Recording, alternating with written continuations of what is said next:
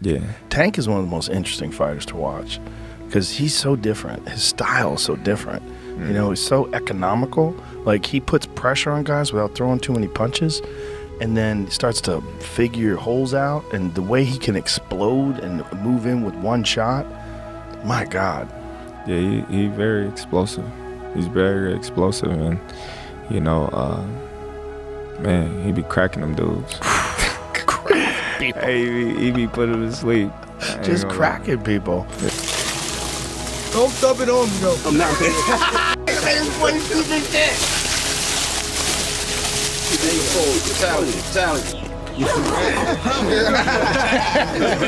Well, you get this one, man. Ain't no jumping out there. When Joe Rogan saw Gervonta tank Davis's new bulked up physique ahead of the Jake Paul fight, you could almost hear that signature Rogan tone kick in. Half amazed, half scientific breakdown mode.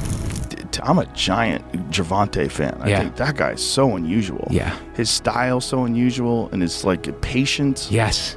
Yeah. He finds these openings and he sees them, but he doesn't go after them right away. He waits for the right time. He's so patient. Right. Like when you watch the early rounds of his fights, he's like at a world champions that are competing today at the highest level, he probably has the lowest punch count in the early rounds. Yeah. Because he just wait, but he also knows he's got that nuclear option that if he can crack you, most likely he's going to take you out. He's got massive confidence in that. On his podcast, Joe didn't waste time sugarcoating it. He looked at Tank's latest training clips and went, dude looks like he's been forged in a powerlifting lab. And he's not wrong. Tank's shoulders are popping, traps sitting high like a bull ready to charge, and that frame, way thicker than what we saw before Ryan Garcia. Rogan started dissecting it the way only he can, talking about how the extra mass could change Tank's explosiveness, how his punch velocity and hip torque might actually go up instead of slowing down. It's interesting, right? Like, you don't know whether someone's ever going to be able to figure that out or whether or not he's just going to keep cracking people. Yeah. You know, so it's part of the fun of watching it. I've talked to a lot of like real boxing purists. It's like, you can't rely on that style. Right. He's got to be busier. When he gets to the best guys, it's not going to work out. Like, well, we'll see. Yeah. We'll see, because there's so many good guys. But the real juice came when Joe compared Tank to a mini Mike Tyson with modern training science, saying he's built to detonate, not just box. He even threw a playful jab at Jake Paul, saying, if Jake thinks this version of Tank is coming in for a points win, he's out of his mind. That dude's coming to end it early. You could tell Rogan respects the grind. He loves seeing a fighter evolve, and this version of Gervonta Davis looks like evolution on steroids. Not literally, but in the way a fighter reinvents himself to prove a point. Joe summed it up perfectly. This isn't Tank Davis version 2. This is Tank Davis unleashed. You know, he got the skills, the power, he got the ring IQ to do good, but we haven't seen that yet. Yeah, he's also wild. He's a wild fella, so he's fun to watch. You know, he's just a crazy dude. You know? Yeah, coming from Baltimore, man, I think that's just his upbringing as well. You know, product of his own environment. Yes, for sure. He's just so unique in his approach. Like, you know, he doesn't fight like anybody else. Alright, so after we saw Joe Rogan nerd out on Tank's new bulk and basically crown him a mini Mike Tyson on steroids, we pivot over to Wade Plemons' breakdown and things get even juicier. You can tell these guys aren't just flexing for the camera, they're building a blueprint. I mean, Calvin Ford is in the corner like a mad scientist with a clipboard, dissecting Jake Paul's every quirk, every "oh, that might hurt me" moment. We're not talking about some casual sparring. This is Tank sharpening the saw, plotting angles, and getting his mind locked into a space where the only outcome is dominance. Because the least serious you take Jake, and I've said this about everybody that's fought him, the ones that don't take him serious, the ones that say he's a YouTuber and everything else, they end up losing, or they end up looking like, oh, wait a second, this guy was a little better than I thought. They end up either getting taken by surprise or actually sometimes losing because they don't realize that Jake actually takes it serious. So this is good to hear. Just already right off the rip, they were already doing something. Surprise. So tell me, you know, when did you hear about this? They've been going back and forth for years, Tank and Jake. They've been going at it for years, and it would have happened sooner, you know what I'm saying? But we have hiccups in life. And listen, when I say Tank is targeting the body relentlessly, I'm not just talking cardio punishment. I'm talking about carving Jake down like a Thanksgiving turkey, making sure swear every step forward feels like walking through molasses. Now here's where it gets savage. You look at this footage and you realize Tank's not just bigger, stronger, and faster, he's smarter. Ford's coaching isn't about letting Tank throw wild bombs, it's a chess match. How do I make a 60-pound monster pay for every inch of reach he thinks he owns scenario? I see a guy that's targeting the body, and it's the best thing that Tank could do for this fight. I mean, trying to go headshot for headshot with Jake Paul when Jake's 7 inches taller than he is. I'm assuming he's going to have a bit of a reach, even though Tank has a kind of freakish reach for his height. I don't think that's a great idea. And again, you're at eye level with Jake's belly button damn near. So you're going to have to be able to land shots right there on the waistline. And it's probably the best idea if you actually want to knock Jake out in this fight, if you actually want a game plan, because again, it's an exhibition, but if you want a game plan to get him out of there, you have to attack the body. I can see it now. Tank's volume punches snapping off the body, Jake's hands dropping, and suddenly we're talking late round fatigue and opportunity knocking. You and I both know if Tank lands clean like this, it won't just slow Jake down, it'll flip the script on the whole fight. And the funniest part, everyone's talking exhibition circus, but these clips tell me Tank's treating it like a world title defense. Because when Calvin Ford's in your corner, fear is just another tool to sharpen. Buckle up, because this isn't Tank showing off for Netflix. It's Tank plotting a takeover, and you better believe he's ready to expose every crack in Jake's armor.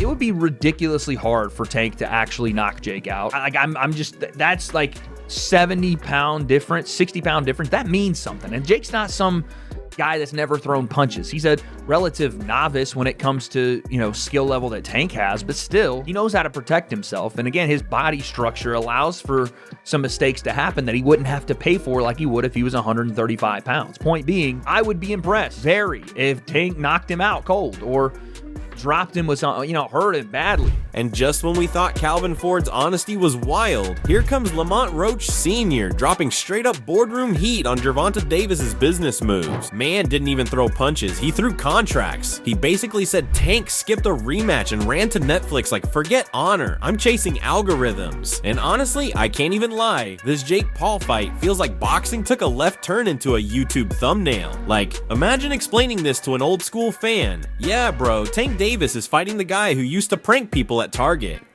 It's not good. It's not good for the sport. A lot of people say, oh, money this and money that, but you gotta do business the right way. You know what I'm saying? You got guys on that other side, especially fighters, that take time out of their life, train, get their coaches and their sparring partners, they go different places, travel. They invest a lot of times in their career, and it's a lot. So, when they get back, they get news like that, it does not receive well. So, but we solid. We're gonna stand 10 toes down, man, and we're gonna see what's next for us. But here's where it gets funny. Roach said it straight. You can't just break business and bounce for more money. And I'm sitting there like, bro, tell that to half of Hollywood and every influencer with a boxing license. Still, he's got a point. If Tank really ditched that rematch for Jake Paul, that's like skipping the NBA Finals to go play a celebrity 3v3. Yeah, you'll get the bag, but your legacy's side-eyeing you hard. Now don't get me wrong, Jake Paul can punch, but Tank's built like a pocket nuke with gloves. This ain't content creation, this is career destruction. And if Jake walks in thinking this is another influencer exhibition, he's gonna learn real quick that Tank doesn't do collabs, he does consequences. Tank is just so much more better than Jake Paul. And some people feel, well, Jake Paul is this big heavyweight that punches hard, and Tank's gonna find out, I mean, do you feel like this is going to be an actual real fight just underneath the term exhibition? And do you see the fight playing out when someone gets hurt? I don't even want to talk on that fight, man. So I can care less about what it is. It's an exhibition, man. You know what I'm saying? It ain't nothing. He ducked that work. Yeah. He ducked that work. And right after Lamont Roach Sr. went off on Tank for skipping Business Ethics 101, his son Lamont Roach Jr. came through and torched the situation like a man who's just done being polite. He straight up said what everyone's been whispering. Tank didn't just dodge the rematch, he swerved into the Jake Paul circus like it was Coachella. And the best part, Roach called it exactly what it is, for laughs. Like, bro, imagine training your whole life for a world title just to watch the guy who beat you jump into an influencer brawl where the biggest headline is glove size. You can feel Roach's frustration. This man wanted smoke in the ring, not Tank chasing clicks on Netflix. You think we're gonna get that rematch fight versus Gervonta after this fight? Who knows? He said he's retiring. I believe him. I think he's scared. So if he's going to retire, I believe he's going to retire. You think you'll retire after the exhibition match? I think so. Why do you say that? Because we get scared. And listen, I get it. The Jake Paul fight's got dollar signs dancing around it like a Vegas slot machine, but legacy doesn't live on TikTok. If Tank's really walking away after Jake, that's like a superhero retiring mid-series because the merch sold out. I mean, Jake Paul's 200 pounds of content creation, and Tank's built like a human missile. That fight's either gonna be the shortest main event ever or the biggest marketing masterclass since Logan boxed a weather app. Either way, this whole thing feels like boxing went from HBO drama to YouTube reality show overnight. But hey, we'll all still watch, because when Tank Davis steps in there with Jake Paul, you know something viral, violent, and very, very expensive is about to go down. Going on the Jake Paul and Gervonta fight, the weight, the ounces on the gloves, 12 ounce, and then, you know, Calvin was asking to get the 10s. What do you think about that? And people who don't understand that. I'm not worried about that. I'm not worried about their fight per se. Like, I really don't care. I don't care about their fight. Here's the wild part, man. This fight feels like a social experiment disguised as a main event. You've got Jake Paul, the internet's golden boy of chaos, stepping into the same ring as Gervonta Davis, a dude who was literally bred in Baltimore's boxing trenches. It's influencer culture versus real fighter mentality, the algorithm versus the art form. And the crazy thing, both sides need each other right now. Jake wants legitimacy, Tank wants legacy outside the usual boxing bubble. It's like two universes colliding just to see who bends first. But here's my hot take. If Tank cracks Jake clean, that's not just a knockout, that's a cultural reset. That's the day boxing reclaims the internet from the influencers. But if Jake somehow survives, even takes Tank deep into the later rounds, oh buddy, we might be looking at the birth of the most hated success story in combat sports history. Either way, this ain't just a fight, it's a battle for who gets to own the spotlight next.